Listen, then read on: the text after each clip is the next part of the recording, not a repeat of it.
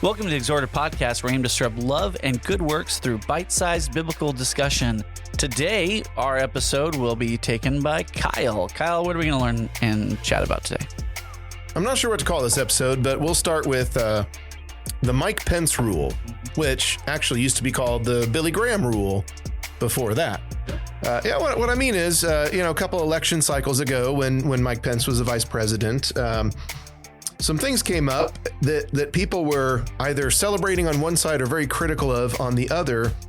And it's this idea that he followed essentially the Billy Graham rules. And for some reason, people started calling it the Mike Pence Rule because, well, he's new and was more relevant at the time. But it's a general principle that's been championed by quite a few people. And it goes something to the effect of that he wouldn't dine alone with a woman or go to like parties where alcohol is served if his wife was not there. So it really just boiled down to that idea of not doing things alone, one-on-one with another woman, apart from his wife being there. And you get a variety of opinions. And I found this old article from Vox, which we know they've got a certain political leaning of their own, but this article starts with just this critical examination of, quote unquote, the Mike Pence Rule, saying it deserves a second look. And the title is that it isn't honorable. In fact, it's probably illegal, is what they're talking about. And so that's one of the concerns is it discriminatory against, you can go dine with a male coworker, but not a female coworker.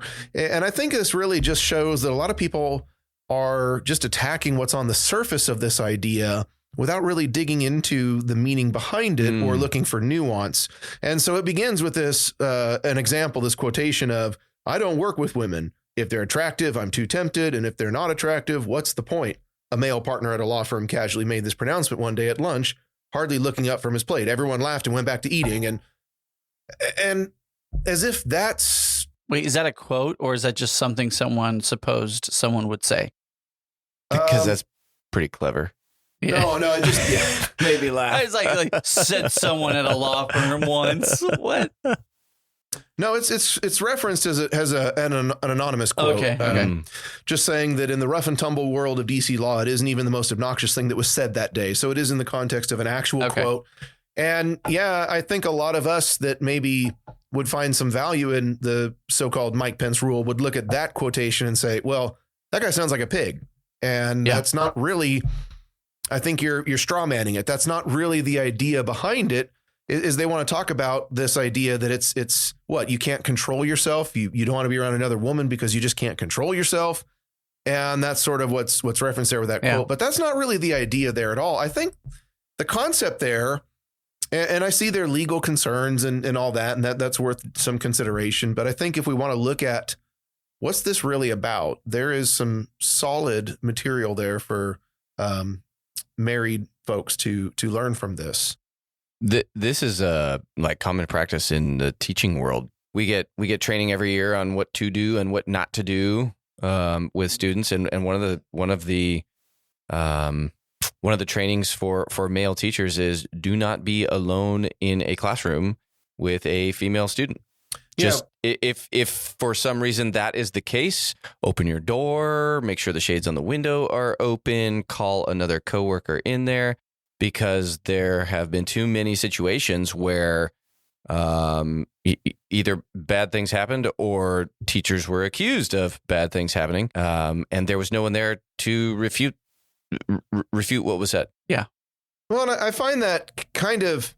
But that's discrimination, so we can't do that anymore. Well, I find that sort of missing the point, the way they straw man that with, if that's your concern that it's discriminatory against female coworkers, you can find ways around it. If you're going to be like Mike Pence, then I would say don't have lunch, business lunches. If it's a social thing, like that's different. But if you're going to discuss business over lunch, maybe don't do that with the men either. Like make it equal. So there's easy ways to get around it, because I just find it almost laughable that they would criticize this rule so out of hand without even considering it. When you think about how much scandal is there in DC, how many times do politicians get caught with a mistress or in places they shouldn't be? Mm-hmm. Do you want to know the number? I would love that. John has the empirical evidence. 30% of extramarital affairs begin at work. The fact is, a lot of these kinds of things happen at work. Why? You spend a lot of time with them. You're there more than you are at home. I mean, that's just the number of hours in the day. Yeah, I get what you mean, Kyle, and I understand being in a corporation that people would say, not giving the same opportunities to other people allows them for opportunities for advancement and things like this.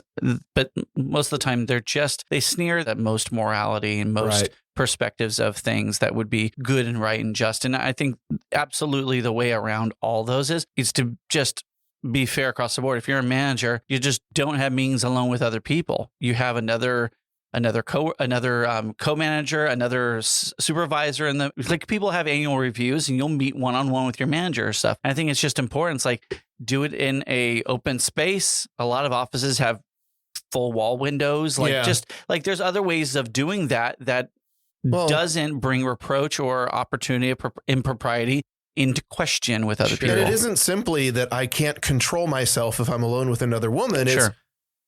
That's not an unreasonable thing to consider either, is I don't want to let my guard down and put myself in a vulnerable position.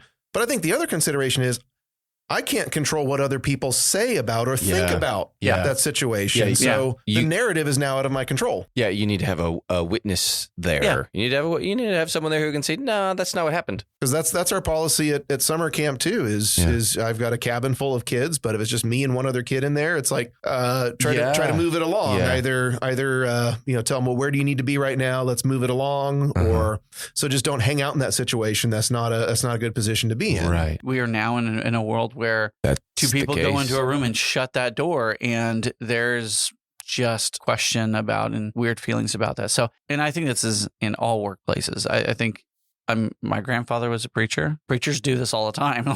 They bring in their wife, or they bring in, right? They bring in someone else, especially if there's a female who needs to, talk through something. It's just a smart tactic, and it stinks that you would take something that is designed to show respect to other people and to yourself and to your wife and to your family members and everyone, that you take something that's designed to show respect to people.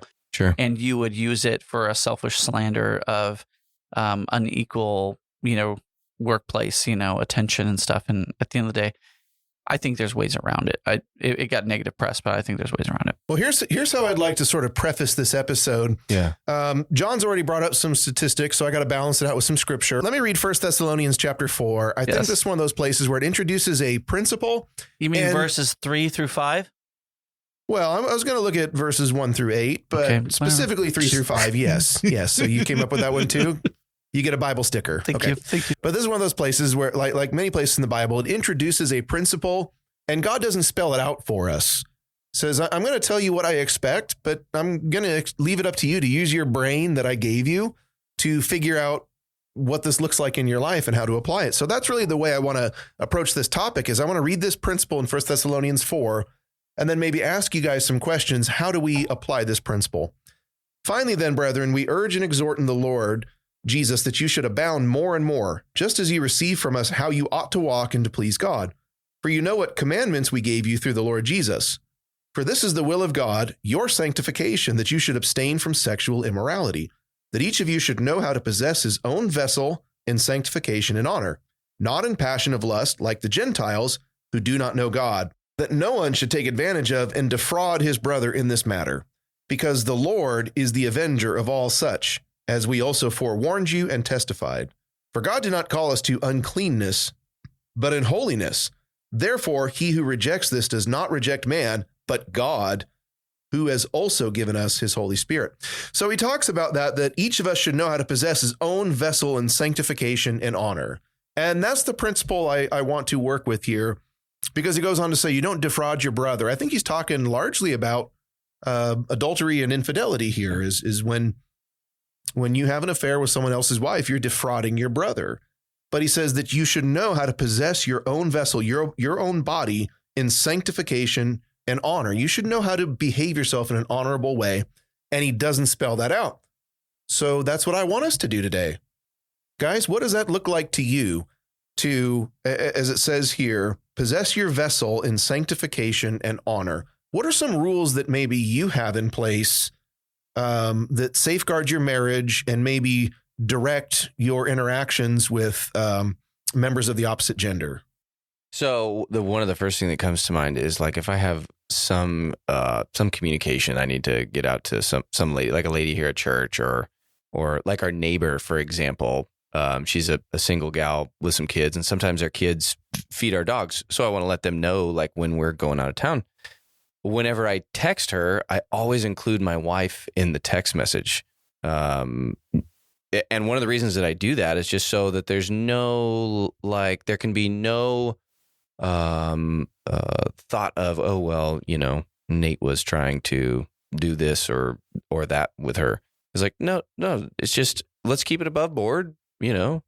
Everybody's aware of exactly what's going on. And same with, if I, like, for group meetings, if I need to get in touch with one of the ladies in my group, I always include my wife on the text message so that there can be no question, like, my wife can't open up my phone and say, well, why were you texting so-and-so? It's like, yeah, that's a similar policy I've got. I mentioned summer camp. I'm in contact with a lot of kids that are under the age of 18, and you got to be really careful how you interact with them. And a lot of times I've got their contact information and they reach out to me or I reach out to them, but oftentimes I will include their parents, or at the very least I might, if a kid reaches out and is asking me some Bible questions or talking to me about something, at the very least I'll let their parents know, like, hey, you appreciate your kid was talking to me about this and just wanted you to know, like, I want some transparency there. Yeah. And so that's a really safe policy there. I think that also maybe gets into a little bit broader question too about cell phones. Oh, yep. Anytime you give the impression that you might be hiding something, I just don't think that's a good look. That doesn't build the kind of trust in marriage that I think our wives want. Yeah. Jessica knows the pin to my cell phone. Yep. And I know the pin to hers, and I walked up on her sometimes where she's got my phone open and going through some of the texts, and some of the things I text with the guys are embarrassing, but I've got nothing in there that I'm afraid for her to see. Yeah. And so I just save the good stuff for in person. Yeah. But no, I think that's very important to have this open, transparent policy. Yeah. The ideal marriage in Genesis says that Adam and Eve, they were both naked and not ashamed. And yes, that's true literally, but I think it was also metaphorically true that there was nothing hidden. There was nothing hidden between them, and that's the ideal marriage.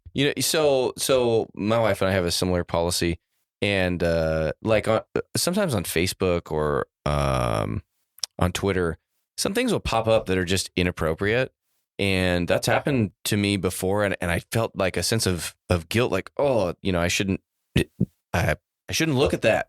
And it's just as I'm scrolling through, right? And I've told Ashley about it. And then I've deleted apps from my phone because it's just like, there's too much of this going on here. And I don't want, I've deleted the YouTube app because some of the ads, it was like, nope, sorry. Can't do it. No, we have the same policies too. And generally it's like, I always feel uncomfortable when someone texts me directly. And my wife's not on the thread. So generally, if it's a quick thing there, maybe I'll do that. But if it's like an ongoing conversation, I'll just throw both of them in a thread and send it off like that. But yeah, it's a good policy one to not have. It's so funny though, like people outside of the church, people in the world, the concept of someone having your phone password is like foreign. Now, I have abused that a couple of times where I've written a message from her phone, like in her girls chat group. They were about to pick her up to go out on a girls' night out. And as Jessica, I just texted, "Oh, I'll be right out. I got to put my dentures in." And so for months, all her friends were like, I can't tell they're dentures. Those are really good. So but I've never done anything that it was funny. I've never done anything that seriously abused that trust. But let's kind of roll forward with this idea of transparency and just talk about not just on our phones, but when we go out. I think it's important too that we should just proactively tell our wives, and I'm going to talk about like what we should do with our wives, and I'm going to talk from the perspective of a man, but a lot of this, there's an inverse of that for our women listeners too. I think we have a couple women listeners, maybe. Statistically, there's got to be one somewhere. Yeah. So it works on the, a lot of these rules work on the inverse, maybe some. Oh yeah. My mom wants. Maybe a little bit of tweaking if you're a woman listening and kind of tweaking it from the other perspective. So I'm going to talk from that perspective, but just understand like it works both ways here. But when it comes to my wife, I don't want to leave her in the dark on where I'm going and who I'm going with. Yeah. Because as a preacher, unless you're donating plasma to earn money for a vacation, then it's okay. She doesn't know. As long as it's for a good cause. I remember. Yeah. Yeah. So don't keep secrets from your wife, even if it's for a surprise vacation. No, but I've as a preacher, I've had a front row seat to a lot of just divorces, a lot of marriages just falling apart. And I see some trends, and I'll probably share some of those. It's not a hard and fast statistic like John might bring up, but it's more subjective and personal, but things that I've seen, trends I've noticed. And one of them is this, that a lot of times when a marriage falls apart, I've noticed that one of the partners starts going out more and doesn't always tell the spouse. One spouse is left at home wondering, where's my husband? Where's my wife? And that spouse might complain about like, well, she's always breathing down my neck. She's always wanting to know where I am. She's always trying to control me. And well, don't put her in that position. I think Jessica has a right to know where I'm at and who's there with me. Yeah. And so I don't leave her in the position where she feels like she has to ask me. And then she's like, well, I don't want to start nagging Kyle. I don't want to act like his mom. So I don't put her in that position. Yeah. I just tell her, she knows when I go somewhere, I don't always say when I'll be back because, because then I have a deadline I have to keep. Right. But I don't want to put her in that position. I want her to know who I'm going out, where I'm going and who I'm going with. So she's not just remove the doubt right away. Yeah. These days it's really easy. Like if you've got multiple cell phones and, an Apple plan thing, you just have everyone shared locations and stuff. We do that with our kids. We do that with each other. Oh yeah. She'll text me. She's like, you said you were coming home from work and that was 15 minutes ago and I see you're still there. She doesn't like it when I see she's walking around Marshall's when she said she was going to go to the grocery store, but it works both ways. No, I think that there's lots of different things we can do to help remove that kind of guesswork, just kind of squash a lot of that suspicion that generally might creep in. Especially they have like friends in the world and stuff, that these things come up. Well, that idea of friendship, that brings up another related question. Because if you didn't talk about this, I have like a whole section here about opposite sex friendships. Let's give John a round of applause. He had some good thoughts on this. Yes, I hit it. Yeah. But do you have statistics on it? I do. Okay. Well, this brings up. Do you have scriptures on it? Well, I do. Oh, okay. But this brings up another related question: is as a married man and as a Christian, should I have friends of the opposite gender?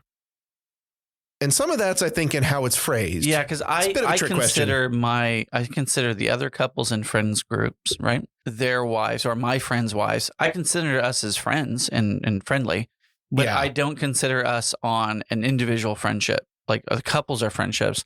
I don't consider that female my direct friend, and I wouldn't hang out with them. But for me, I have like some history in this that affects the way I think. And that's generally how it is. The past and stuff creeps in and you have now historic, ways of thinking about this one. And it was a friend group. It was another couple we were hanging out with in previous marriage and got really close. And that ended up, leading to a broken marriage, 2 broken marriages.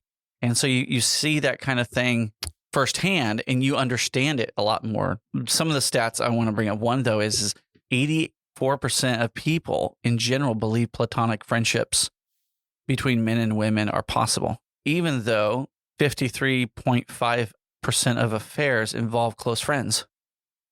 Yeah. So even though most affairs happen between opposite sex friends, we still kind of think and want to think that majority of that's okay, which means we're just not understanding. We're not understanding where the temptation is. We're not understanding the danger there. And we're just kind of playing with the lit candle, we just don't really understand it. And I think that goes further into just understanding that people have struggles in their marriage. Yeah. And the first thing that I have seen is when people have struggles in marriage, they seek outside help. Someone to talk to. And generally the people who are of the opposite sex are the most empathetic. Mm-hmm. And or currently having issues themselves. Well, James chapter 1 in verse 14 says, each one is tempted when he is drawn away by his own desires and enticed.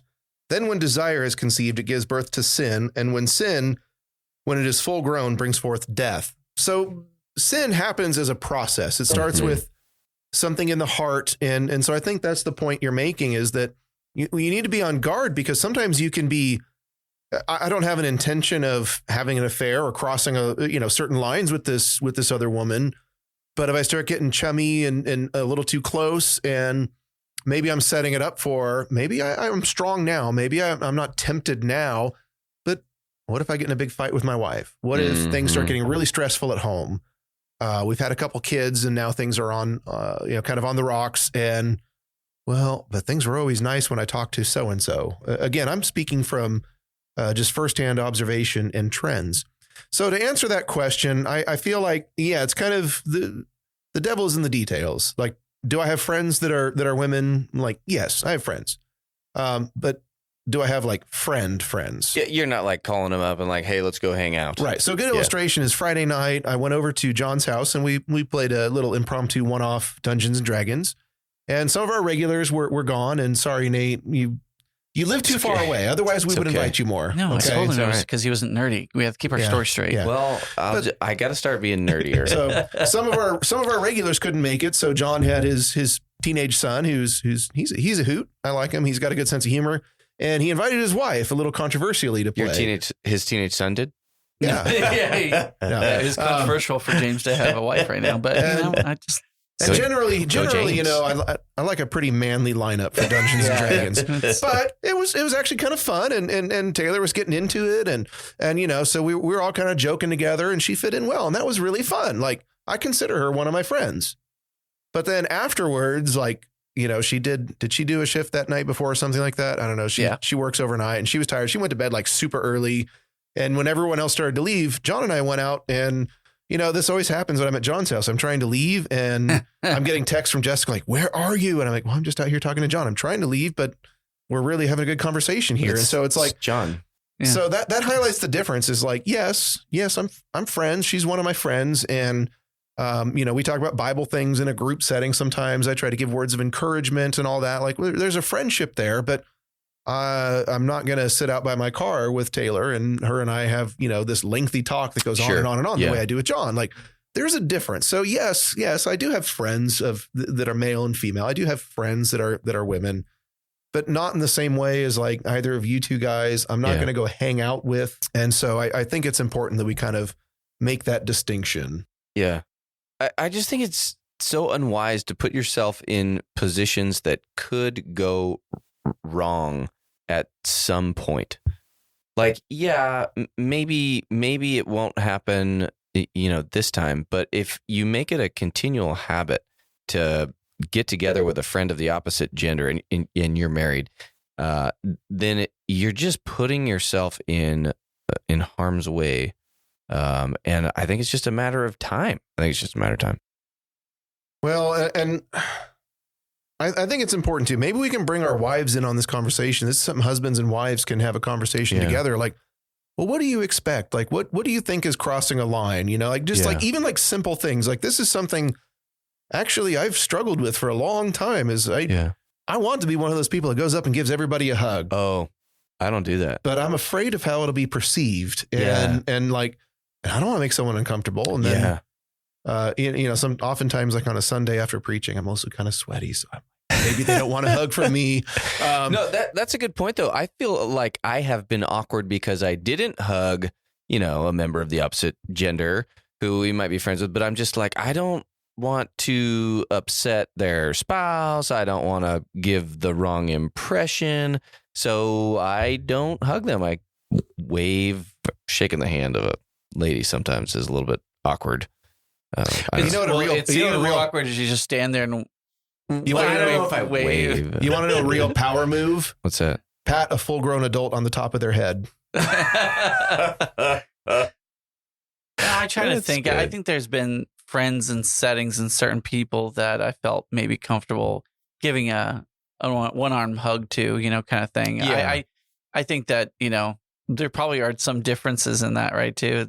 Kyle's not a hugger, but like Steve Johnson, he's a hugger. He's a 2-armed bear hugger, right? Yeah. Certain people are, and I enjoy, aspects of both. A lot of my male friends I wouldn't consider as, huggers, kind of like that. But, some are like, half.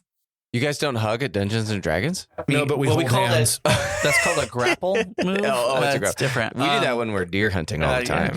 Yeah. That's something that I always kind of think about is affection towards the opposite sex in general. And when it comes to brethren, we're supposed to have a stronger, emotional feel and friendship towards them. And so, there are some people that I might, hug, sidearm hug type thing, but sure. Yeah. It's usually not just that kind of thing. It's the compounded perspective of minimal boundaries. What kind of boundaries do they generally have with people when it comes to, like the Pence Rule, being alone with people and the kinds of conversations that they get into. If you're having a conversation with people and it gets really emotional or it gets into venting about spouses and things, I feel like there's certain boundaries that you just need to be aware of and understand that you have.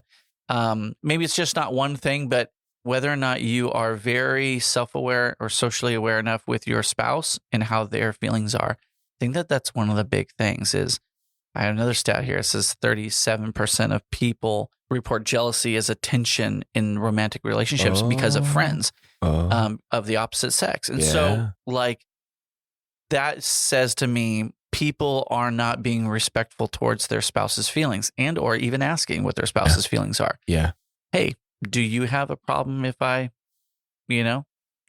give a head pat to people or what's your comfortability level? And I think that it's smart, even if they say they're okay with it, to just have some general good boundaries that don't involve it, because people's opinions and thoughts change over time, and especially with different people. I do think 1 Timothy 5 and verse 2 is probably one of those boundaries that's mentioned here, and a good scripture to keep in mind in these interactions. It says, "Do not rebuke an older man, but exhort him as a father, younger men as brothers, older women as mothers." And notice here, younger women as sisters with all purity. Yeah, so when I imagine this, even though I didn't grow up with a sister, I kind of relate this to when I started dating. My dad, on the way out the door for my first official date, he's like, "Hey, just pretend her dad is with you the whole time and behave that way." And I was like, "Oh, yeah, okay, that." I didn't have any intention of doing anything otherwise, but I thought that was a really good way to think about it. Yeah. That's not what my dad said. There's something to be said about this. It's harder, I think, from what I've seen and read, it's harder for men to have friends of the opposite sex than it is women, because as you look at kids growing up, a lot of the times they become attracted to their friends that are of the opposite sex, a lot more sometimes than the women do. We see that in adolescence, somewhere around like the age of 14. Puberty. Yeah, puberty. Around the age of 13 to and above. And so I think that it's a lot harder. Boys catch feelings towards girls of the opposite sex that are friends more so, which is why they all get friend zoned all the time, right? We have those terms. And so I think that it's just something to understand that can happen to men, especially if maybe you're feeling like your emotional needs are not met, and it becomes easy to feel companionship towards people. Yeah. And I think that we just need to have that kind of real understanding of how our brain's working and how our feelings are. And if we're having that kind of feeling towards someone else, it's generally because we're not having that feeling where we need to have it. And that's where we need to go back and fix. That's a good point. I think self-awareness is a huge part. Yeah. Fix that thing at home that's causing you to do that. Maybe harder said than done, maybe depending upon the relationship that you're in. But I do think it's just important to not put those stumbling blocks ahead of you and have those strong boundaries. Well, self-awareness is a huge part of this too, is you need to be honest with yourself in your interactions with a particular friend of the other gender. Like if you start finding yourself like fantasizing and don't read into that too much, but I mean it, Because like, again, I'm going off of trends I've seen. And a lot of times it starts with fantasizing about like, what if I'd met you first before I met my spouse? Like, sure. Yeah. The life I could have had with you. Yeah. It starts with that. The grass is green. That's what I mean by fantasizing. So don't go there. I didn't mean it in a bad way. Oh, I just meant like, so you meant it in a good way. I didn't not mean it in a dirty kind of way either. Like that's bad too, but in a more serious way. Like if you find yourself at all like fantasizing or just thinking about like, what would life be like married to this person instead of my current spouse? Or if you start making this person your confidant, that's your spouse. Yeah. That's your husband. Yeah. That's your wife. And, you know, maybe some of your, like if you're a guy, maybe some of your guy friends you can confide in, but if it's a member of the opposite gender, I'm sorry. Like, if you need help, you talk to a married couple. Like Jessica and I, we've talked to people before, like, women struggling with situations or men struggling with situations. Like, you know, we'll talk to people together as a couple, but like, you know, you're not going to go talk gender, with them one-on-one. Yeah. And I'm not going to go confide in someone else the way I do my wife or maybe a couple of my closest guy friends when I want to complain about my wife. The thing is, though, isn't that so much easier to do with things like you have social media and you have Instagram? You see the best version of people and their spouses through pictures at Disneyland and pictures of people being with their kids and, isn't they a great father? And so you see this kind of idealistic life of these people and you think about, man, if I was in that position with them or put my picture on that. And that's the thing though, is you're seeing the best it is. Do you think that they don't have some core issues down deep? Like everyone does. John, do you have the statistics on second divorces? No, I don't have. I'll look at that. But my point is it's. You want me to look that? I can look that. No. Just because I'd be curious to know, like, you know, the idea of the grass is always greener, but the divorce rate, I imagine, is still fairly high for people. I'm gonna look that up in about 3 seconds. But my point is you can start then thinking about their lives as if it's this picture perfect kind of thing, and or how they are, and then why aren't you like them? Yeah, and you start doing this comparison trap that we talked about before. And when you get into that comparison trap, it's so much easier to then do what you just said, which was, you know, and visualize a different life with someone, and you've already started down that path because all it needs is an open door, and there's a lot of people out there opening their doors, looking for a reboot, especially at work and coworkers and people who have less restraint and morality to get in that way. Here's our Star Wars reference. Don't give sin the high ground. Oh, I like that. Because no matter, can we do a whole sermon episode on that? No matter how confident you are in your powers, even your new powers, if you have the high ground, you're going to win. So don't give sin the high ground. Don't put yourself at a disadvantage like that. I like what you referenced earlier, Kyle, which I think you preached about this morning in your lesson, which is sin is a progression. It doesn't start with the sin. Typically, it starts with the thought.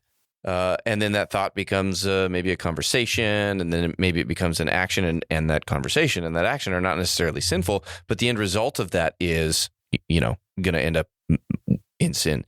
And so just don't let the ball go over the hill and start rolling down, because it's just going to pick up speed and it's going to get to a point where you can't stop. You can't stop it. Yep. I found it. Okay, so it's 41 to 45% marriages end in divorce. It's 60 to 67% of second marriages end in divorce. It's 73 to 74% of third marriages that end in divorce. So if you let that as an option, or that becomes that kind of scenario, and the percentage, I think, grows probably because there were boundaries that you had once up, and those have now been crossed before. And it's a lot harder to stay together. It's a lot easier to separate. We've made it that way in the world. My question is, like, if you're married and you have a friend of the opposite gender, like, why?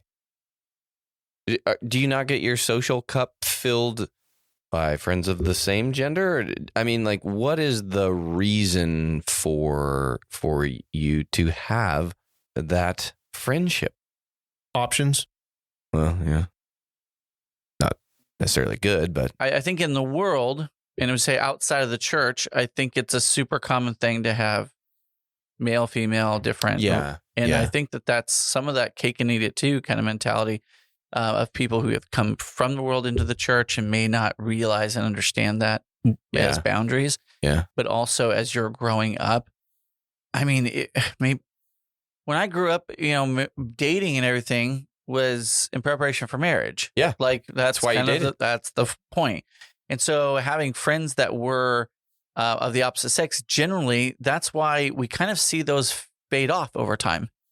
Like you end up being focused on the person that you're interested in dating, and you kind of ignore your friends. And the world is about that person. And generally, people feel left out and jealous, or just kind of discarded, and so they go find their own, pair bond. And so generally, this kind of stuff fades off. And so if you're tightly clinging on to friendships and relationships and people during all that process, then I don't know.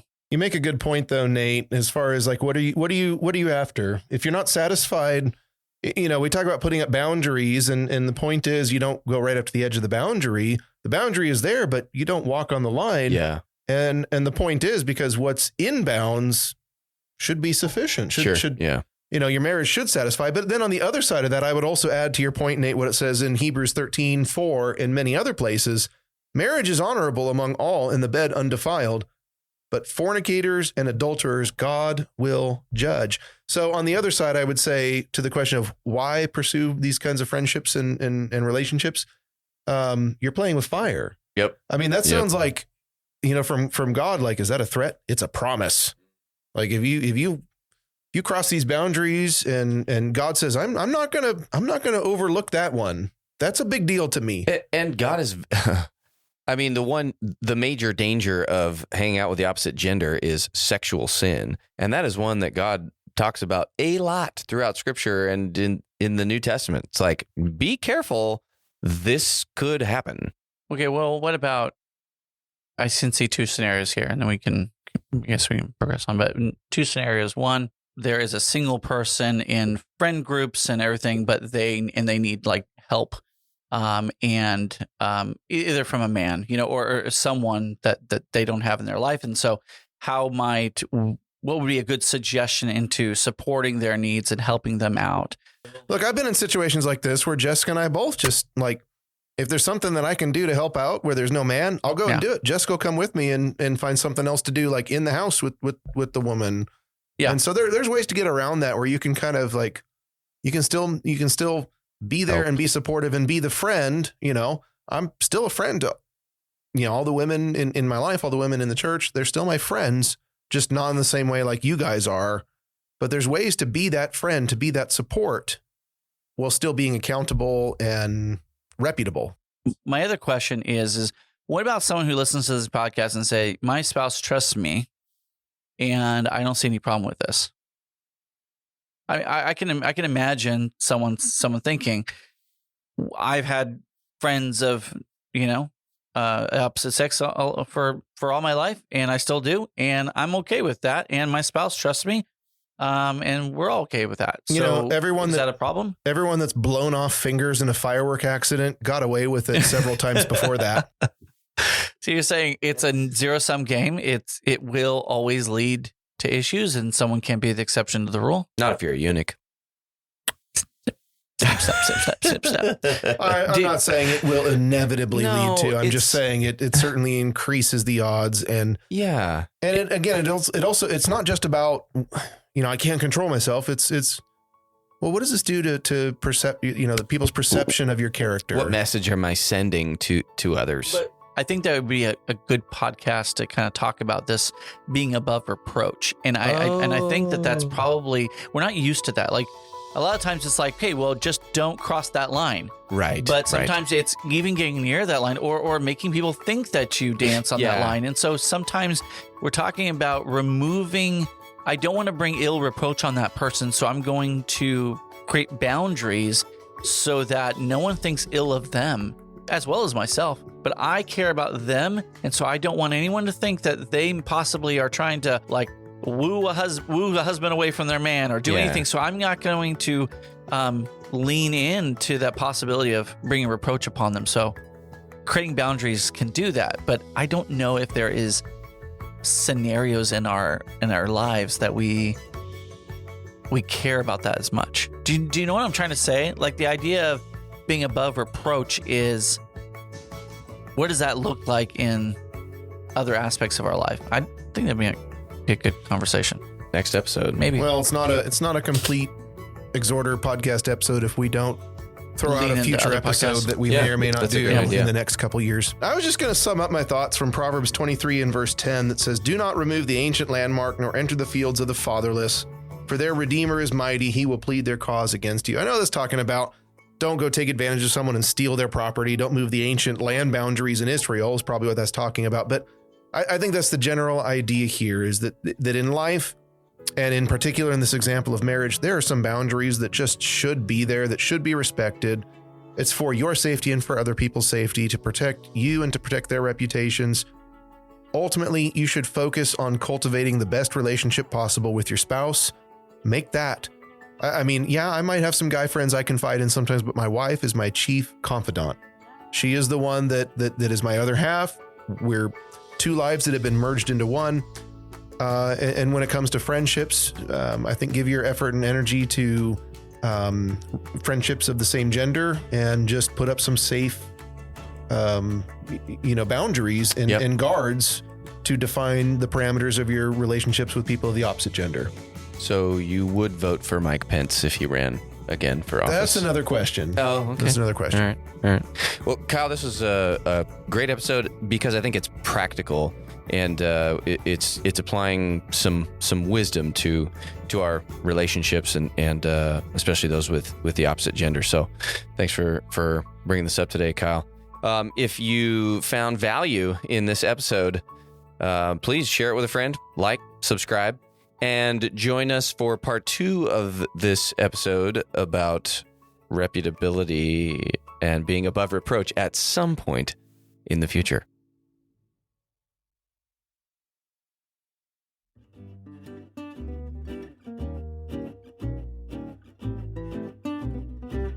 Real quick question. Are you guys doing pickleball tonight? Are you doing pickleball? Anytime. What does my wife do with the kids? Well, what do the other wives do with the kids? Kind of like hang out and play around, and then we generally have there's benches there, so it's like a whole like riser benches. Who